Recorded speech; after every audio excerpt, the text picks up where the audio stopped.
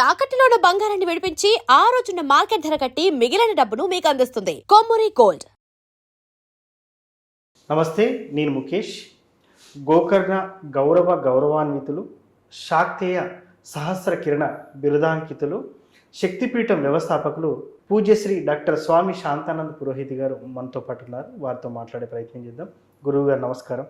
శ్రీమాత్రే నమః. ఈ మధ్య కాలంలో చాలామంది వాళ్ళ జీవితం నచ్చట్లేదని కొంతమంది సూసైడ్లు చేసుకున్నటువంటి పరిస్థితిని మనం చూస్తాము. అదేవిధంగా కొంతమంది చెప్తూ ఉంటారు, నాకు ఈ జీవితం నచ్చట్లేదు, ఇంకా నాకు చావే శరణ్యం, నాకు ఈ విపరీతమైన సమస్యలు నన్ను వెంటాడుతూ ఉన్నాయి, విపరీతమైన బాధలు నన్ను బాధిస్తున్నాయని చెప్తూ ఉంటారు. మరి అలాంటి వారికి ఆధ్యాత్మికంగా మీరు ఏదైనా పరిష్కారం చెప్తారు? చాలా మంచి విషయం ప్రస్తావన చేశారు. మానవ జీవితమే ఉత్కృష్టమైనటువంటిది, అత్యంత సులువుగా దొరికినటువంటిది కాదు. ఇలాంటి సందర్భంలో వచ్చినటువంటి గొప్ప అవకాశాన్ని మనంతట మనమే చేజేతుల జార విరుచుకోవడం అనేది ఇది వివేకహీనమైనటువంటి చర్యగా మనం చెప్పవచ్చు. తర్వాత రెండవ విషయం ఏమిటి అంటే, చావు సమస్యకు పరిష్కారం కాదు. ఎప్పుడు ఏ స్థితిలో అయినా, ఎవరికైనా, ఏ సందర్భంలో అయినా, ఏ ప్రదేశంలోనైనా, ఏ వాతావరణంలోనైనా చావు అనేటటువంటిది సమస్యకు పరిష్కారం అనేటటువంటిది కాదు.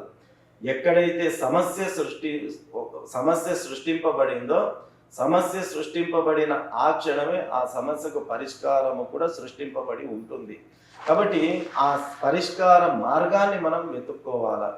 కాబట్టి చావు అనేటటువంటిది ఎప్పటికీ కూడా అది సరి అయినటువంటి నిర్ణయం కాదు, అది సమస్యకు పరిష్కారం అనేటటువంటిది అసలు కానే కాదు. మరి ఆధ్యాత్మికంగా ఇటువంటి ఆలోచనలు ఉన్న వాళ్లకు మీరేం సూచిస్తారు అనే ఒక మాట మీరు అన్నారు. ఇప్పుడు ఉన్నటువంటి మన వాంగ్మయంలో అలాంటి మానసిక స్థితి కలిగినటువంటి వాళ్ళు మానసికంగా పరిణతి చెందాలన్నా, ఆ మానసిక దౌర్బల్యము వాళ్ళ లోపల క్రమేపీ తగ్గిపోయి మనోధైర్యం కలిగి జీవితంలో ధైర్యంతో అడుగు ముందుకు వేసి సమస్యలను ఎదుర్కొనేటటువంటి మానసిక ధైర్యము వాళ్లకు కలగాలి అంటే గొప్పనైనటువంటి ఔషధము భగవద్గీత. ఈ భగవద్గీత 18 అధ్యాయాలు 700 శ్లోకాలతో కూడుకున్నటువంటి, అలాంటి మానసిక దౌర్బల్యం కలిగినటువంటి వాళ్ళు, అలాంటి ఆలోచనలు వచ్చినటువంటి వాళ్ళు వెంబడే భగవద్గీతను ముందు పెట్టుకొని ఆ భగవద్గీత పారాయణం గనక చేసుకుంటూ వెళ్ళినట్టయితే వారి జీవితంలో ఊహించినటువంటి గొప్ప మలుపు 100కు 1000% వచ్చి తీరుతుంది. అందులో ఎలాంటి సంశయం లేదు. మీలో ఏ సమస్య ఉత్పన్నమైనా ఆ సమస్యకు పరిష్కారము భగవద్గీతలో మనకు చెప్పడం జరిగింది. అట్లాగే అర్జునుడు కూడా ఆ కురుక్షేత్ర యుద్ధంలో ఎదుట నా తాత ఉన్నాడు, నా మామ ఉన్నాడు, నా పెదనాన్న ఉన్నాడు, నా చిన్ననాన్న ఉన్నాడు, నా సోదరులు ఉన్నారు, అందరూ నా వాళ్ళే, నేను యుద్ధం చేయను అని చెప్పి ధనస్సు బాణాలను వదిలేసి ఆ నైరాశ్యంతో, మనలాగే నైరాశ్యంలో మునిగిపోయినటువంటి ఆ అర్జునుడికి ఆ నైరాశ్యం అనేటటువంటి అజ్ఞానాన్ని తొలగించి కర్తవ్య బోధన చేసి తన కర్తవ్యంలో ముందుకు వెళ్ళేటట్టు ఈ గీతా జ్ఞానోపదేశాన్ని ఆ కురుక్షేత్ర యుద్ధంలో శ్రీకృష్ణుడు చేశాడు. కేవలం అర్జునుడికి చేశాడా? కాదు, అర్జునుని మాధ్యమంగా చేసుకొని మనందరికీ చేసినటువంటి ఉపదేశం అది.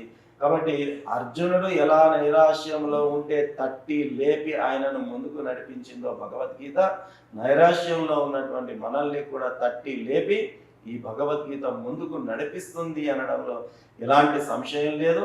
కాబట్టి ఆ మానసిక దౌర్బల్యాన్ని అతిక్రమించాలి అంటే భగవద్గీత గ్రంథాన్ని ఇంట్లో పెట్టుకొని రోజుకు కనీసం ఒక్క శ్లోకాన్నైనా పఠిస్తే చాలు. ఆ భగవద్గీత నీ మానసిక దౌర్బల్యాన్ని దూరం చేస్తుంది, నీ సమస్యలకు పరిష్కారాన్ని నీకు చూపిస్తుంది, జీవితంలో ముందడుగు వేసే రకంగా నిన్ను ప్రేరేపిస్తుంది. గురువుగారు, ముఖ్యంగా భగవద్గీతని ఇంట్లో పెట్టుకొని చదవమని చెప్తున్నారు కదా, మరి ఈ చదివే క్రమంలో ఖచ్చితంగా ఆ మనిషి శుచి, శుభ్రత, నియమ నిబంధనలు, బ్రహ్మచర్యం పాటించాలంటారా? అంటే మామూలుగా పారాయణం అనేటటువంటిది ఆసన శుద్ధి, వస్త్ర శుద్ధి, మానసిక శుద్ధి ఉంటే సరిపోతుంది. ప్రత్యేకించి నియమాలు విడిగా పాటించాల్సినటువంటి అవసరం లేదు. మామూలుగా కాళ్ళు చేతులు కడుక్కొని ఓ మంచి ఆసనం వేసుకొని నిర్మలమైనటువంటి మనస్సుతో ఆ స్తోత్ర పారాయణం చేస్తే సరిపోతుంది. ఇంతకు మించిన నియమాలు ఏమీ పాటించాల్సినటువంటి అవసరం లేదు.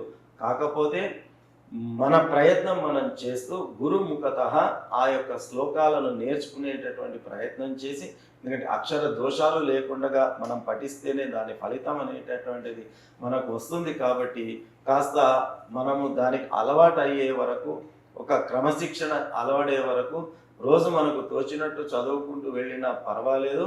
కాలక్రమంలో ఒక గురువును ఆశ్రయించి ఆ శ్లోకాలను గురువు ద్వారా విని మనం పఠనం చేసి దాన్ని ఆచరణలోనికి తీసుకొస్తే మంచి ఫలితాన్ని మనం పొందే అవకాశం ఉంటుంది. సో ముఖ్యంగా ఇంట్లో పెట్టుకుంటే ఏం కాదంటారా? ఎలాంటి ఇబ్బంది లేదు. భగవద్గీత ఇంట్లో పెట్టుకుంటే సమస్య అని కాదు, ఇంట్లో పెట్టుకోకుంటే సమస్య. కాబట్టి అంటే చాలా మందికి అనుమానాలు ఉంటాయి కదా సార్. కాబట్టి అలాంటి సంశయం ఉండాల్సినటువంటి అవసరం లేదు. హిందువైనటువంటి ప్రతి వ్యక్తి ఇంట్లో భగవద్గీత తప్పనిసరిగా ఉండి తీరాల్సిందే. సో ముఖ్యంగా చాలామంది నాకు చావే శరణ్యం అని అనుకునే వారికి ఒక చక్కటి పరిహారం అయితే చెప్పారు సార్. భగవద్గీతని ఇంతక్క రోజుకొకటి చదవండి అని చెప్పేసి. అలాంటి ఆలోచనలతో ఉన్నటువంటి వాళ్లకు నిస్సందేహంగా భగవద్గీత అనేది ఒక గొప్ప టానిక్. చాలా చక్కగా చెప్పారు గురువు గారు. ధన్యవాదాలు. శ్రీమాత్రే నమః.